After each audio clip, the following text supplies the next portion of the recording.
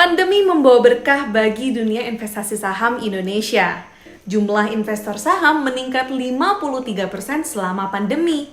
Bertumbuhnya jumlah investor ini disebabkan salah satunya oleh karena influencer investasi yang semakin banyak di sosial media.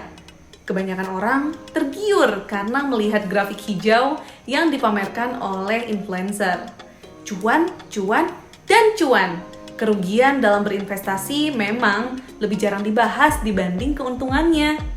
Tapi apakah hal ini membuat kerugian dalam investasi saham menjadi hal yang nihil? Saya beberapa kali cut loss sih, karena kurang melakukan analisis dan ceroboh saat memilih saham yang saya beli. Pernah beli saham seharga 3 juta dan mengalami kerugian sekitar 1,5 juta. Saya hanya menyarankan kepada investor pemula untuk sedapatnya menggunakan uang dingin, dan juga sebelum masuk ke dunia saham atau cryptocurrency, sebaiknya paham dulu bagaimana konsep dari investasi tersebut, bukan hanya mengikuti tren-tren atau sekarang. Radinka hanyalah salah satu dari sekian banyak investor yang mengalami kerugian. Tidak ada yang gratis di dunia ini. Bahkan, untuk mencapai keuntungan di saham pun terkadang harus bayar harga dengan kerugian. Kerugian yang dialami Radinka menjadi pembelajaran yang berharga agar lebih teliti dalam menganalisis emiten ke depannya.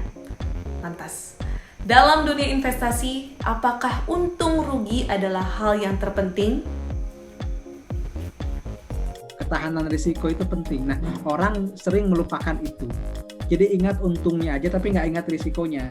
Bagi saya 3M ya dalam investasi atau trading saham itu penting diperhatikan. Mindset, money, method. Mindset kita, apakah kita ini mau jadi sebagai investor atau trader. Kemudian money itu money management, bagaimana mengatur modal supaya kita tidak terjebak dalam rugi berkepanjangan. Dan terakhir adalah method itu ya analisis fundamental, teknikal. Jadi Alexander Elder ini yang mengatakan 3M ini juga mengedepankannya psikologis dulu, bukan analisisnya dulu. Kadang orang langsung saham itu bilang ini bagus atau enggak, ini naik atau enggak, itu langsung ke analisis. Dia lupa dua hal. Pertama, mindsetnya, serakah atau greedy-nya, atau misalnya fear atau takutnya. Yang kedua, money management-nya itu sering dilupakan, padahal itu lebih penting. Dua hal itu jauh lebih penting ketimbang kita jago analisis. Ternyata berinvestasi saham bukan hanya berbicara soal untung atau rugi. Menjadi investor tentunya perlu keahlian menganalisis.